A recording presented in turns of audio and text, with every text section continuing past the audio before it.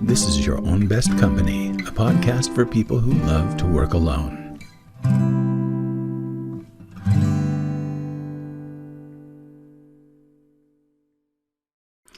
Hello, everybody. This is Your Own Best Company, a podcast that is for people who love working alone.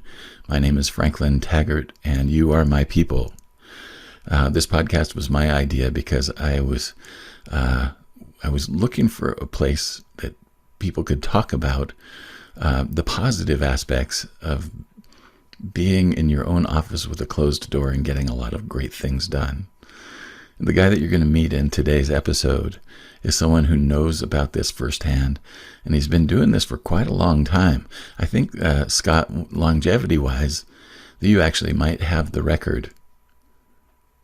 Oh, no. I don't think so. I don't know if I'm old enough to have the record. There are a lot of entrepreneurs out there. At least of my guess. That's kind of what I was talking about. Okay. Yeah. Okay. But anyhow, let me introduce you to Scott Schang. Scott has been an entrepreneur most of his life. He succeeded in business mortgage origination by helping consumers that were turned down or told no by an inexperienced or a lazy loan officer. He's created a direct-to-consumer website that averages, get this, over 20,000 unique visitors a month. Now I think that is a record for my podcast. His passion is to empower consumers by giving them access to experts and professionals, and to empower professionals by helping them share their knowledge and experience so that they can be found on Google and YouTube. That's a great mission, Scott. It's a hefty one as it's turning out, but yeah, it really is. It's it's kind of an interesting story, and it's been a very, very interesting journey. What's really funny about this is I didn't start the online version of this until until 2007. Mm-hmm. But when I got into the mortgage industry, I'm not a salesperson. I'm an introverted. I'm way more comfortable behind a computer screen than I am in a room full of people. Yeah. Unless I'm doing public speaking, there's a weird thing, an enigma wrapped in a something. But I ended up, well, I think it is a lot of our missions as entrepreneurs, a lot of times it finds us as opposed to us finding it. Yeah. And that's really what happened. And I didn't realize until recently, really, this arc that my life took of helping people that were unable to be helped by somebody that didn't feel like it was worth their time to try to dig into it and dig a little bit deeper. And when I built that website, those 20,000 uniques, the average over the 10 years that I've had Google Analytics installed, actually it's 12 years now, it was August 2010. Mm-hmm. The average is about 14,000. Okay. And today it's right around 20, a little bit more, and that's 100% organic. And so I created this feedback loop of this one specific type of customer that were big companies weren't taking the time to work with them or to talk to them, and they were going back online and they were doing a little bit more detailed search, and they were finding me. I had no idea it was this big, and that I could turn it into something that could not only help consumers, but help other professionals like me get in front of those consumers. A lot of people in our industry don't even try to market online because there's so much money being spent by lead generation companies. I mean, it's a multi-billion-dollar business in real estate and mortgage. And so most people just kind of ignore those consumers. But there's a whole, the statistics are that less than 4% of consumers that fill out a lead form on the internet will close a loan with that person. Wow. So that addressable audience now becomes 96% of everybody trying to get a loan on the internet, which is the largest demographic, I think, of online consumers for mortgages, Yeah. that are even out there. How You know, did you and even and discover that niche? well, when I started in the mortgage industry in '98, I worked at a mortgage company, but I didn't originate, and I was seeing what everybody else was doing, and I was actually kind of assisting all the other loan officers, building spreadsheets to do calculations and things like that.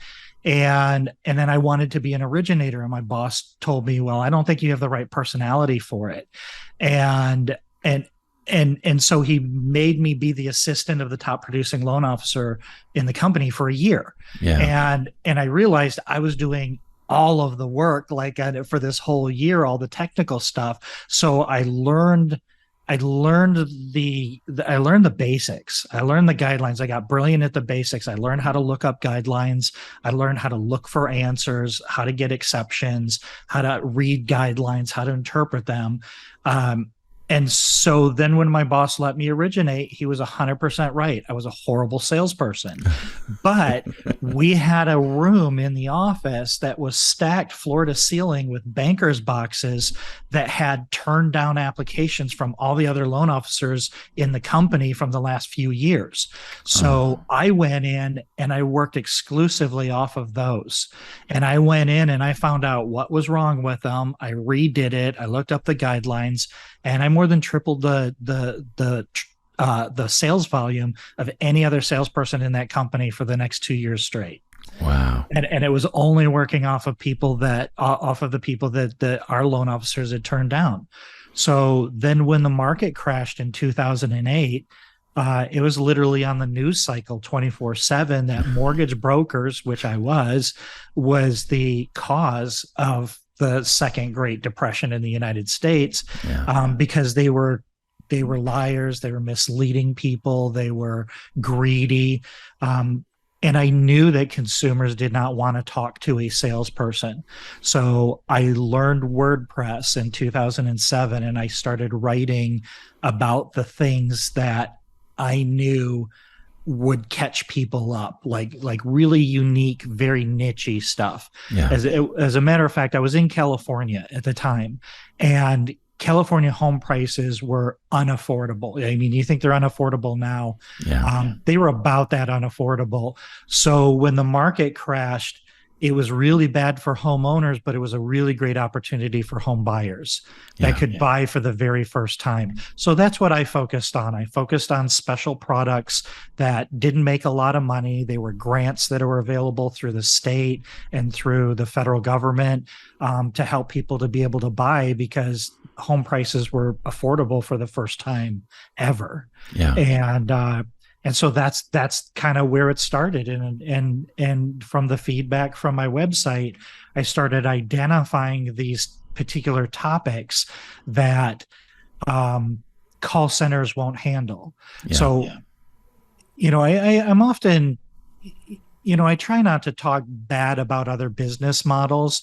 I'm not happy about the way that consumers get treated in those business models, but it's literally just the business model. And I don't blame them for making money.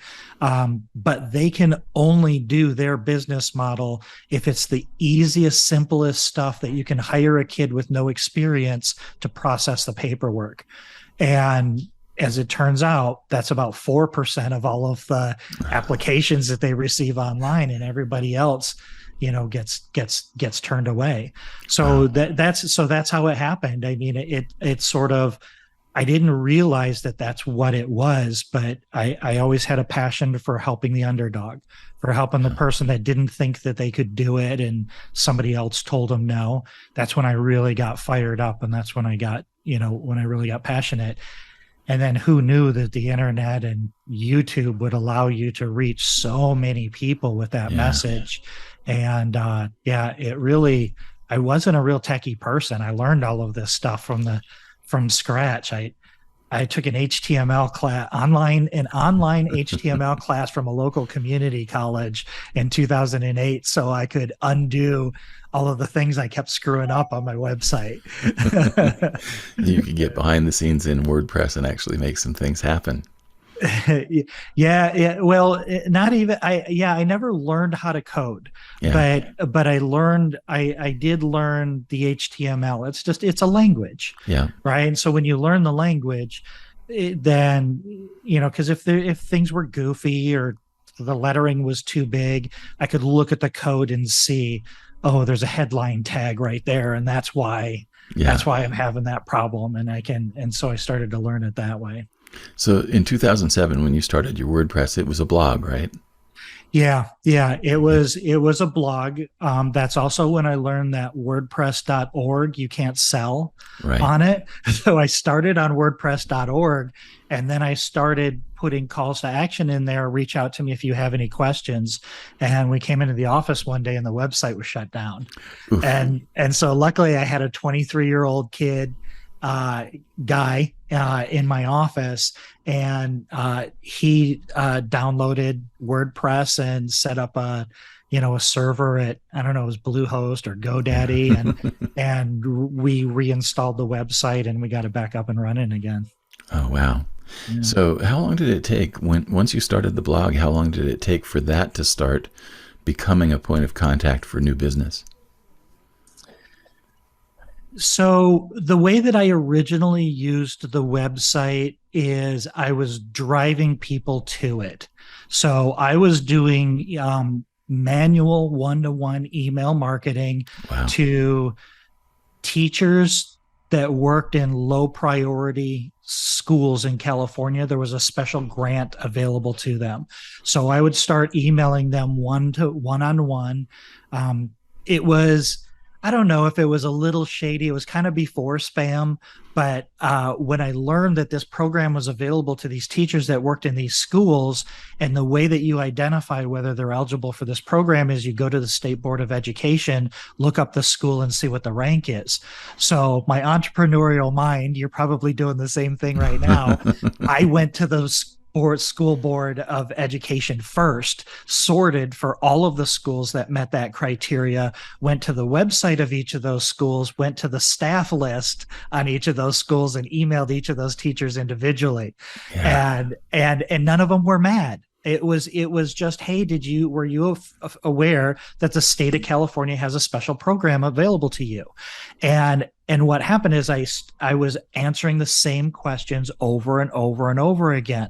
So I started putting it into blog posts, and if they responded, I would just send them a link to the article.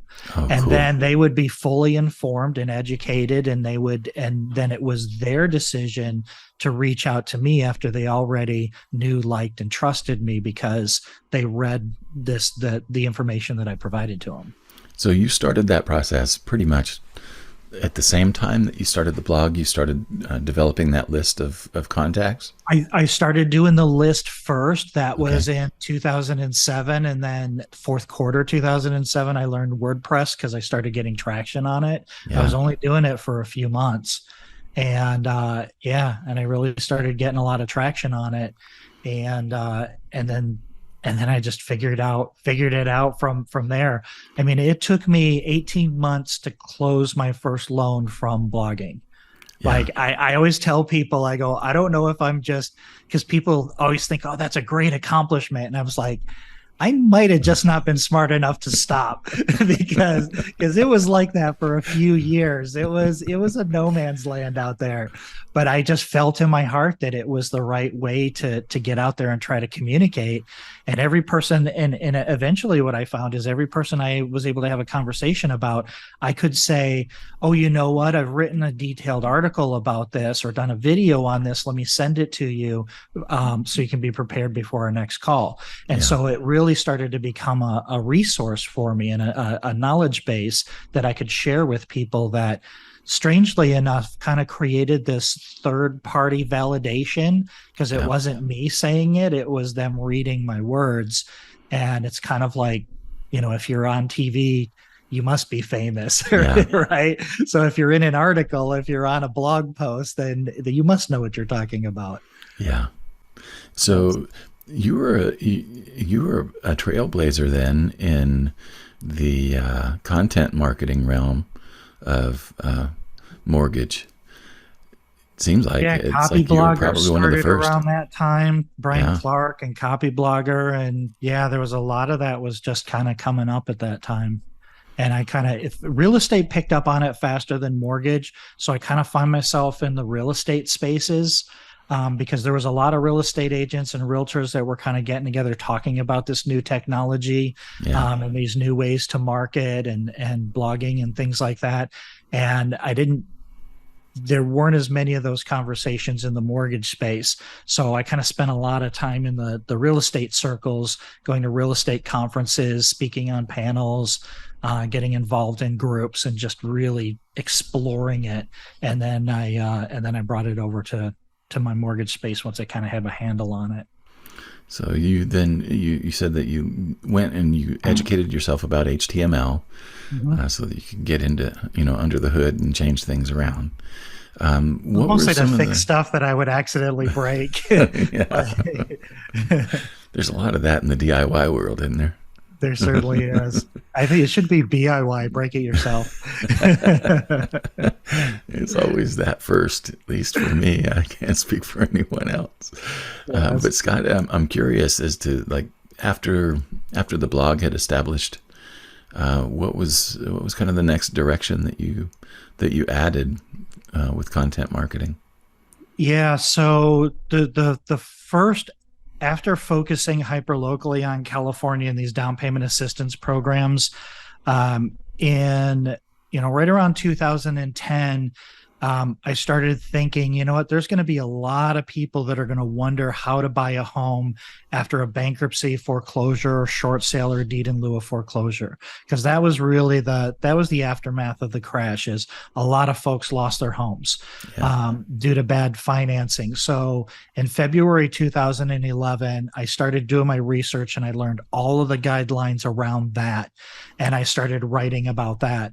And again, a lot of people thought I was crazy because there are years long waiting periods from the time you do bankruptcy. So you're like, why are you trying to help people that filed bankruptcy last year? And I was like, Hmm. because this is going to be a big deal.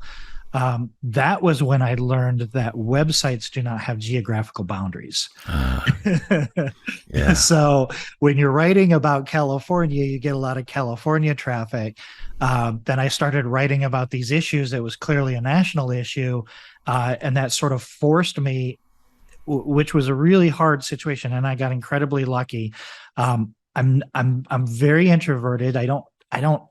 I'm not a social butterfly, so I don't have a huge network of friends, but I have some very close friends. And and so I had to start finding people that were licensed, that I knew that I could trust, that would be willing to go the extra mile and answer these questions and help these folks that may not be ready now. Yeah. And I started finding friends. Well, actually, probably uh, my best, I would say, friend, and she's kind of a client of our membership site. She found me because she was trying to work on a scenario, and she was looking online to try to find out what the guidelines were, and my article kept coming up. Wow. And so she reached out to me, and she was located out in Illinois. And I found out that she was just a sister from another mother. I mean, she was just like me. Like, she had a passion for helping people, and she didn't like to take no for an answer. And it's never no, it's just not now. And here's how we can help you. And then that started this whole thing where immediately it went from, okay, here's my email address, you can send me an email, to now I have to figure out how to make it easy for the consumer to give me enough information and then get it routed to somebody that can help them in a timely manner. And then that really became the challenge over the next few years, is building up a national network of people that I could refer these people to. Luckily, some of the people that I connected with were licensed in multiple states, so I didn't need to find 50 people. Yeah. And then I spent a lot of time just working on the customer experience and making it and transferring that trust, right? So any, you know, I call content the ultimate referral machine, Yeah. because referrals are ultimately a transfer of trust from the referrer to the person that you're referring to. Yeah. But with content, we are the referrer. So we are the trust source, but you still have to. So then I had this thing where I was writing the articles, and I would just say, okay, these people I know, these people, they understand the guidelines, and we would talk all the time, and they would call me if they had issues. And we would get one underwriter to actually, what ended up helping is I finally ended up contacting Fannie Mae, and I got them to give me something in writing that to this day is still not a written guideline, because they didn't think it would happen often enough. Oh my But I gosh. literally helped hundreds of people under these guidelines myself, and plus all the other people around the country. So we really just we got really great at this. And then I spent most of the remaining years identifying the new niche topics, because I would get feedback. And I mostly, like, if I had a conversation with a client, I always assume, and this goes for content as well, if especially on comments, most people will not comment on content. Yeah. But if somebody does make a comment, it's usually representative of an exponentially larger number of people that have the same feelings. Oh, And you yeah. really struck a chord if you can get somebody to leave a comment, and then you kind of know you're on a roll there. And the beauty about content, at least for me, was there's that shift where now it's consumer driven content. So now I'm just reacting to how people are reacting to the content on the website. So now they're coming, well, I see you had this problem, what do you know about this? Yeah. And so now I started getting all of these ideas and all these questions, and anytime a question was asked, I was like, wow, there must be a lot of loan officers that don't understand this guideline, so let me create a whole suite of content around the answer to this problem. And so we ended up creating all of these little funnels. And then at the same time, I went through a lot of different processes for figuring out how to capture leads and route them, and then follow up on them and get them transferred over so that it was a smooth handoff from me to the person that could help them. And I did that for years and didn't charge anybody. I just gave all that away for free for years. And then one day I was like, gosh, I wonder if I could sell these, because all of the people I was sending these to, they said that this was by far the highest closing referral source they had ever gotten, because they would talk to 5 people and 4 of them were just completely loyal to them, because these consumers had already been run through the mill. Yeah. There's no value there. Nothing valuable at all. Yeah, now. And so most recently, what I've done, which I'm really excited about, but I'll be honest, I'm having some real challenges with it, is I'm trying to help other professionals like me create content the way that I did, so that they can build these ultimate referral machines based off of their own databases, and they can get this steady flow of referrals.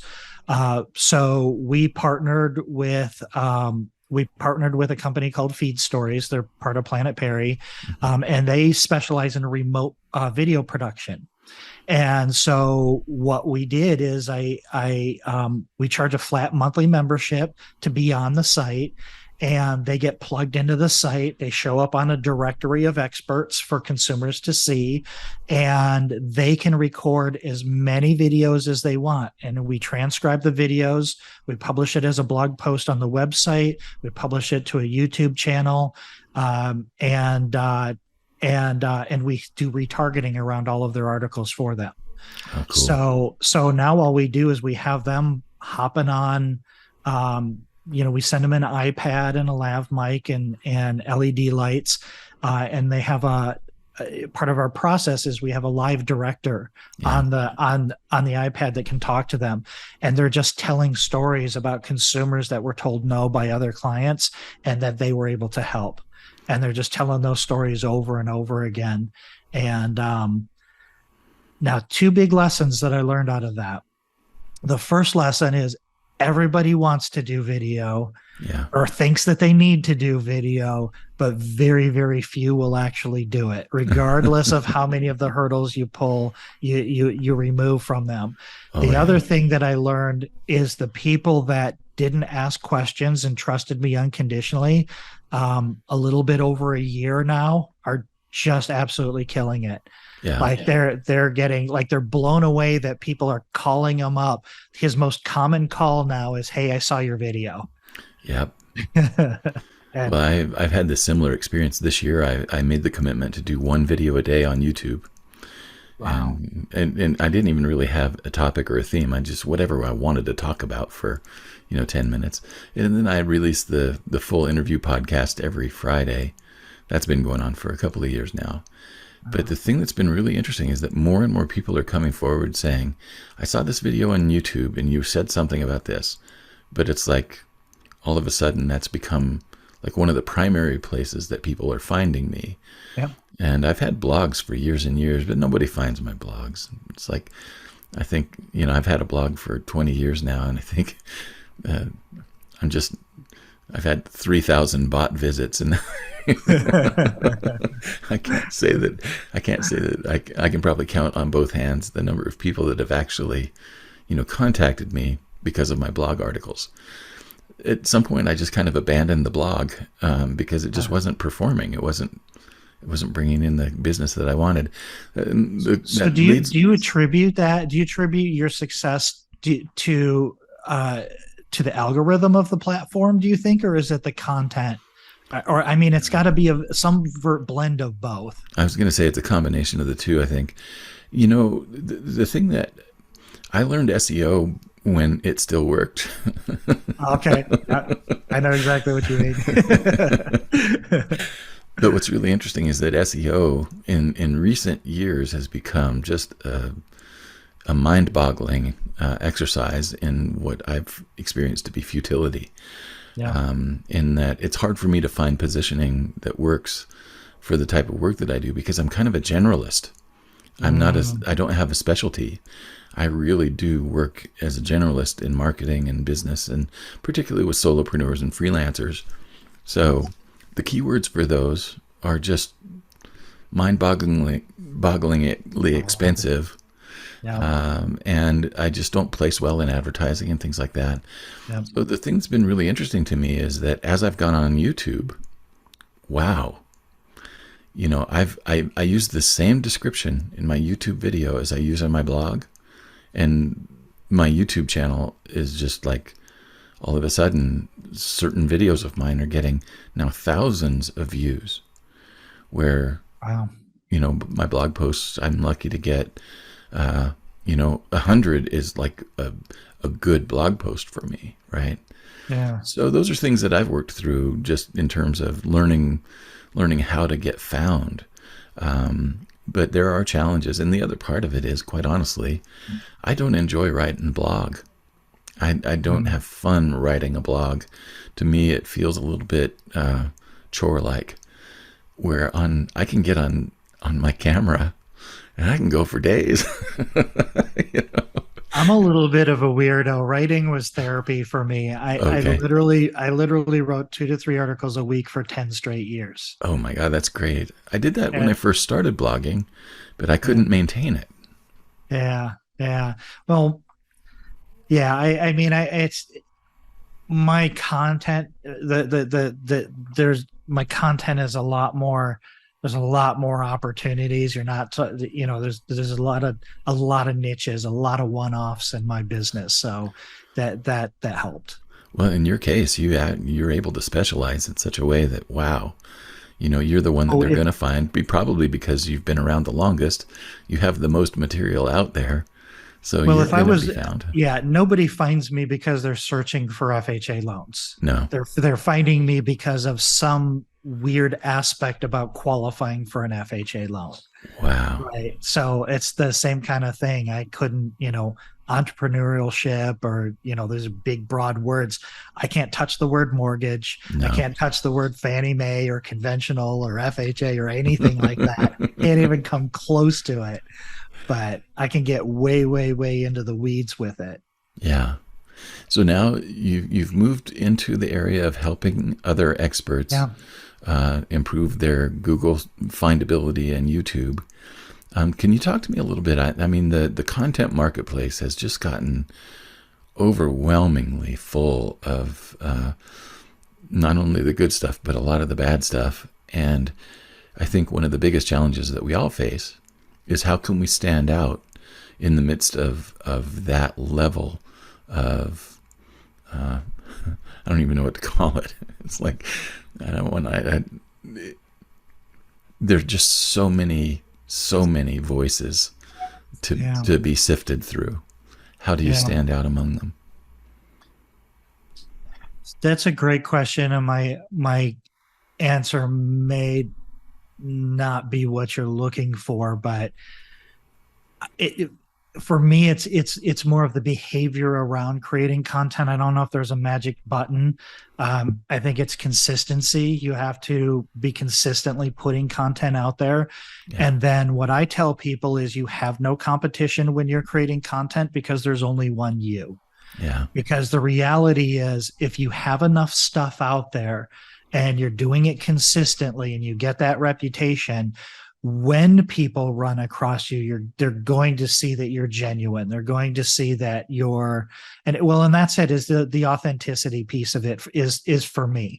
I think you can tell when people are salesy or they're just speaking in you can tell when you can tell when it's salesy. I think for me it's always been focusing on education. And when you focus on education and when you're your authentic self, um, I've always said I create content like I'm explaining it to my mom. So I try to put it in that word. I have yeah, that amount of love in my voice when I'm explaining it. I'm like, I don't want her to get hurt. I don't want her to make a bad mistake. And that's always been something that I've tried to stay true to. wow, cool. I love that. It's like your mom's your avatar. Kind of. Yeah. That's Yeah. kind of Well, I cool. mean, in terms of how I want the person to feel like I'm communicating to them, and I think that's really important, especially when it comes to video. Blog post is, you write well and it's easy to find the information. That's a lot different. But when you get to video, now all of a sudden you get to use your facial expressions and your tonality and things like that. And I don't see it as being any different from communicating for somebody one-on-one. Yeah. And that's one of the beauties of content that I think really fascinates me is it's a one-to-many medium, Oh but yeah. it's a one-to-one experience. There's only one person watching your video at a time. So when that person's watching that video, you're talking to them. Yeah. And so I think that's important to keep that in mind when you're doing content, because I mean, at least when it started, everybody thought, wow, I can go on the internet and I can talk to millions of people. And you don't want to talk to millions of people. No. That's not your audience. You want to talk to the one person that needs to hear your message. Yeah. When did you start to include video in your mix of things? I didn't do videos consistently until probably just a couple of years ago, maybe a Mhm. few years ago. I have videos back. The oldest videos that I found, the really, really embarrassing ones are from like 2010, Yeah. 2009. And they were, you know, I mean, oh boy, the webcams back then were just horrible. Oh yeah. And I was wearing a one of those telephone headsets, that had the speaker out and the one earpiece on it, and I was plugging that into the computer, and yeah, that was pretty bad. But I'd kind of done it on and off. I'll tell you what, I'll be honest. I was very reluctant to go to YouTube because I was having challenges understanding how to bring the consumer from YouTube into a place where I could communicate with them. Yeah. Because YouTube makes it very, very difficult. The whole point of YouTube is to keep them on the channel Yeah. and look at the suggested videos. The algorithm works against what my goal is, which is to get them to reach out to me. So I fought it for a while until I kind of got the tech stack together, that allowed me to be able to really efficiently and effectively capture and route inquiries from my website. Uh, you just have to put the whole URL in the YouTube description in a Yeah. way that could get people to go there. And then if I could get them to go there and place their inquiry there, I already had the entire distribution and follow-up systems already done. Wow. So it's really only probably been 2 or 3 years since I've been really seriously thinking about it and working on it and trying it. And it's been about a year that we've been posting, probably a little bit less than a year that we've been posting. So that's another thing that we're experimenting with, that doesn't seem to fit the YouTube algorithm very well. Yeah. But we're publishing all of the content. It's a collaborative YouTube channel. So there's multiple personalities, multiple authors, and most YouTube channels are personality centric, Yes. right? It's around a person. And so we're having challenges. Our subscribers aren't growing at a really fast pace, but we're getting some meaningful engagement. And so I do like that. I think I would rather have meaningful engagement and struggle with getting subscribers because I can figure out the subscriber part. Yeah. I think, Well, maybe the algorithm is more, accepts that more over time. If more people try to do it, I don't know. I started to hear across the board that subscription numbers are they're not growing as quickly as they once did. And I think part of it is that, people have been around YouTube long enough that they have some savvy around it. And they understand that whatever they click on subscribe for is going to show up in their subscription feed.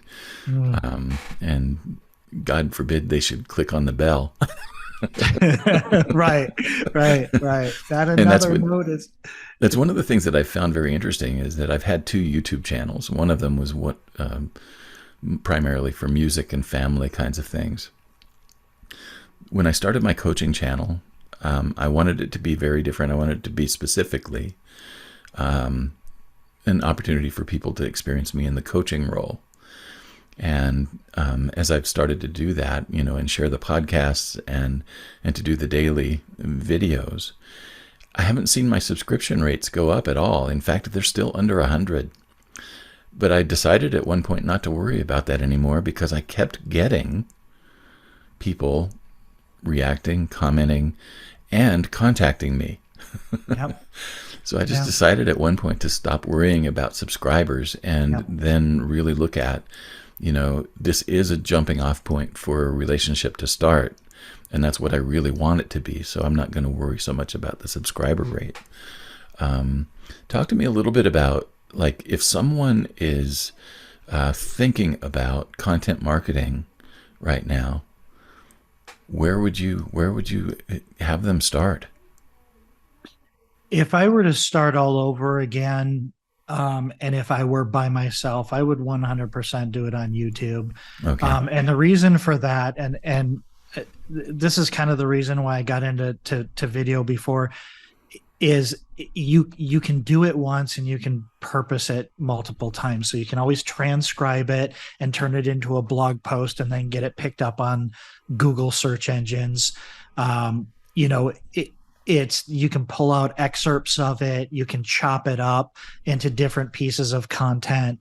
I like video. I would absolutely start with video. But I think I would also have a parallel blog, like I said, that I would put the YouTube link and the transcription in there, just to get that extra juice, because YouTube is owned by Google. And what I love seeing is my articles come up above the little YouTube strip and then see my videos down in the YouTube strip. And it's like that's always a great sense of accomplishment. You're like, isn't it? Tag both of the zero positions, the unpaid zero positions on Google. Scott, how can people find you? I'm not a super social person. I'm on LinkedIn. I'm on Facebook. Just my first name, last name, Scott, Schang. And I think I have a Twitter account, but I don't really use it. But LinkedIn and Facebook are the places where I'm mostly at. Right. Still not an Instagram guy, never got an Instagram, and I'm still dragging my feet on TikTok. I don't like that it's making me want to pay attention to it because there's a lot of things I don't like about it. But it's one of those, it's that little devil on my shoulder. But no, I'm not on TikTok either. So Facebook or LinkedIn. Well, I also want to just make sure people know that your website is findmywayhome.com. Yes. And I would definitely encourage you to find Scott on YouTube if you're interested to see what he's doing. Our there. YouTube is Find My Way Home as well. Awesome. Scott, this has been a great conversation, and I know that you and I could find hours of things to talk about. So I'm going to invite you to come back at another point sometime, and maybe we can even get more technical. Oh, I would love that. I would love that. Thank you so much, Franklin. I love what you're doing, and I appreciate you inviting me here. Oh, my pleasure. Thank you. All right. Have a good day. Thanks for listening to Your Own Best Company. If you enjoyed the show, would you do me a favor and subscribe on YouTube, Spotify, Apple Podcasts, or your favorite podcast host? If you really love it, leave me a review or share it with your circles. If you feel like your career is reaching a dead end, or you're feeling a deep sense of dissatisfaction in your work right now, I help people discover their gifts and then find or create new opportunities that are the best fit for their talent, experience, and lifestyle. Email me at coaching@franklintaggart.com for more information. I also help people start, finish, and launch creative projects, and I offer an ongoing marketing mastermind for solopreneurs and freelancers. More information on these programs and services can be found at franklintaggart.com. Thanks again for spending this time with me.